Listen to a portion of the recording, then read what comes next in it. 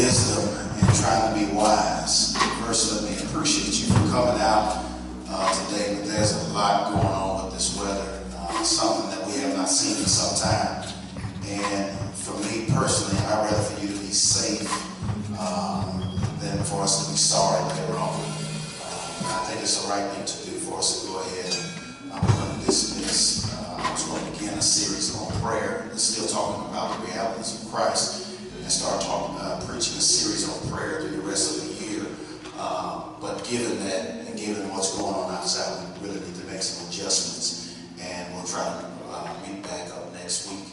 And I don't want anybody to get hurt trying to slide to church, trying to slide back home, because then we're really going to be praying about some other things. But while I'm saying that, let me thank you all for sharing in prayer and support for the Watkins family on yesterday. We had two more guests this week. Sister Mary Hamilton, her brother Charles Washington passed away this week. That service is going to be this coming Saturday at Oak Ridge in Kansas. And then this morning at 7 a.m., Sister Mignon's father passed away.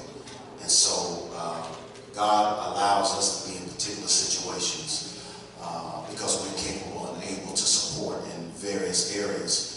And so let us not get weary because it seems like a lot. God knows what we can and cannot handle. And so he allows these things to come about for us because he is training us. As a matter of fact, when I was going to preach this morning out of Luke 11, the disciples didn't say, Lord, teach us how to pray. They said, Lord, teach us to pray. And these things will teach you to pray. These things that come about will teach you how to get really close to God and it'll shift our focus from frivolous things to the things that really matter in life. But I want to share one passage of scripture with you. Then we're going to pray. We're going to pray for those persons. And we're going to get out of here out of Psalm 5 and Psalm 5:3. I always want to say verse, but I have to make sure I get myself in the habit of not saying verse. Psalm 5:3. And I'm not going to preach it, but I want us to get out. And they did say around 10 it'll start falling, and that rain, that mist is already coming down, and that wind's blowing. I want us to be safe, but I appreciate you and your presence. Psalm 5:3, it says, in the morning, Lord, you hear my voice. In the morning, I plead my case to you and watch expectantly. David was eager just to pray to the Lord. He was desperate. Some things was happening. Things were going on around him. People was after him. But he knew that if I could just pray to God, everything would be okay. Notice what he says. He didn't say just pray, just to be praying like some of us do. But he said, I pray with the expectation that God, you're going to meet my need. You're going to meet me right where I am. And I'm going to be okay because I expect you to come through because you are God. And I don't know whatever you're facing, whatever you're dealing with this morning. For whatever, why the Lord allows us to come together for a few minutes, whatever it is, all you got to do is turn to the Lord. The reason why he said in the morning, because the morning brings freshness. Morning brings newness. Morning comes in a cycle. So that means whatever happened in the nighttime is not going to last that long. Because by the time I can get the words out of my mouth, Lord, I already expect you to answer me. He prayed this prayer with expectations before God actually responded to him. So whatever it is you're dealing with, whatever you're facing on your job, financially, socially, emotionally, spiritually, wherever it is, if you just turn and pray to God, not just one time, not just two times, but keep praying until something happens. And then, notice David didn't go get a gathering of people to pray for him. But he sought the Lord for himself. It's good to have people intercede for you, but guess what? You got to talk to the Lord for yourself. Too often we depend on everybody else to get a prayer through because we don't believe in the power that we possess ourselves. The devil has sold us on those things, thinking that we can't talk to the Lord. But you got to know if God allows you in it, God can get you through it. And so I just stand before you today that even though we're facing all of these things, God allowed these things to be. He knew that it would be. He knew the timing that it would be around the holidays when something that would be stressful, more emotional, right on the backside of a holiday that we will be facing all of these things. But God knows best for his people.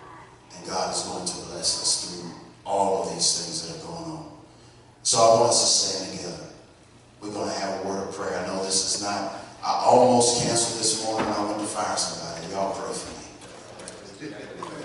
Some folks need to be fired. Amen. After Thanksgiving, boy, too bad for Black Friday. But I want us to be in prayer. I want us to be in prayer. As I've told you before, I want you to pray for yourself. Then I want you to pray for those, especially Sister Mignon, who is struggling. She is struggling deeply.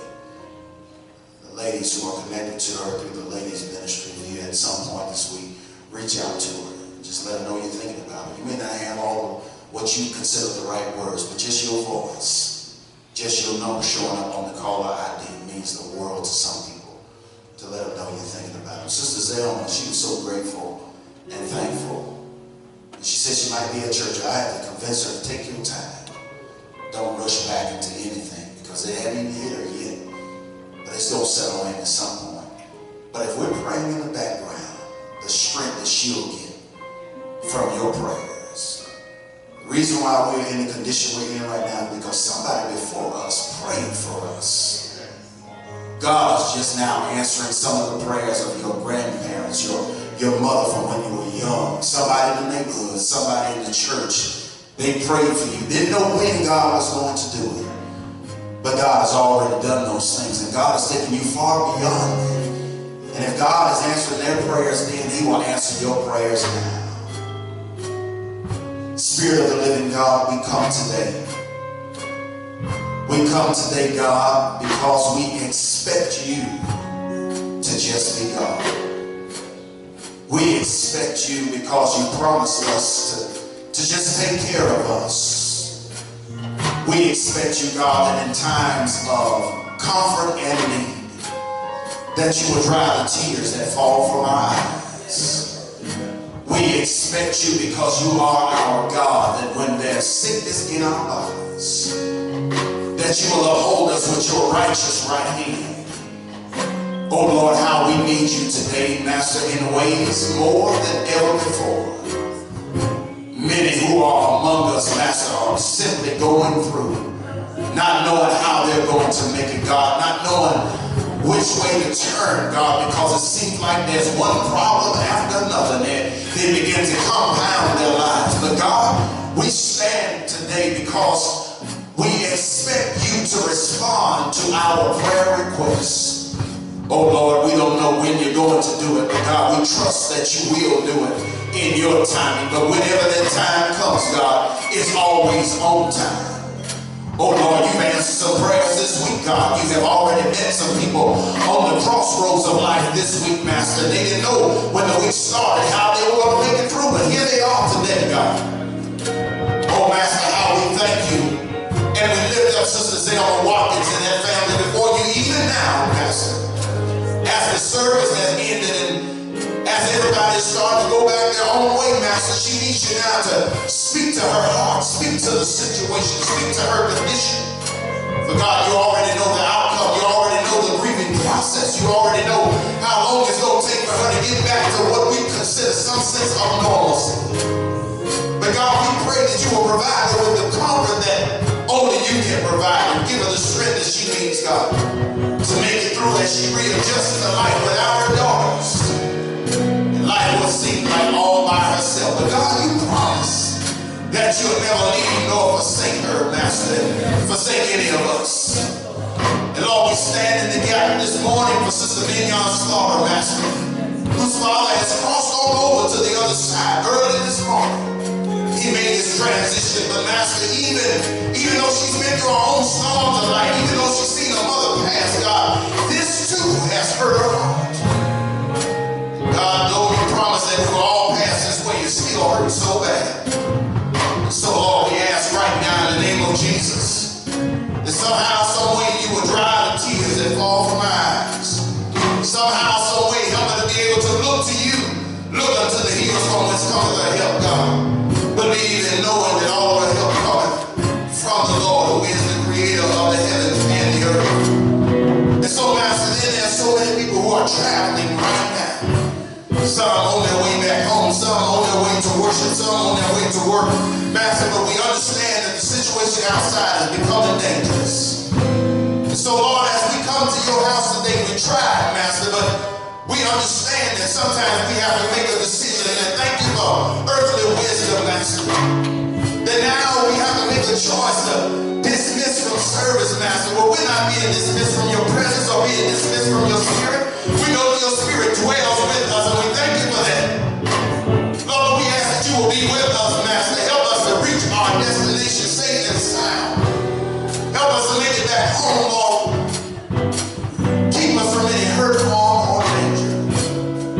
Bless your people under the sound of my voice. Bless every man, every woman that's here right now, Master.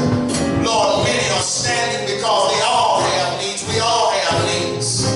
We're all going through, Master, some more than others, but we all stand here in the emergency room, God, because we need a chief physician to come by and touch our minds, touch our hearts, touch our spirits right now, Master. Some are more weary than others, Master, but they made an effort, God, to get into your presence, God. And in the morning, here we are in the morning, God. We're praying, we're calling out to you, God. We desire for you to move on our behalf. So, Lord, you get all the glory, you get all the honor, you get all the praise. Thank you now for everything that you've done, everything that you're doing, and everything that you are about to do. Lord, bless the bereaved. Bless those who are frustrated. Bless those who are hurting. Bless those who are sick. Bless those who are underemployed and those who are overemployed. Lord, give us balance. Give us peace. Give us joy that only you can provide. We thank you now for all that you have done. And it's in your name we pray.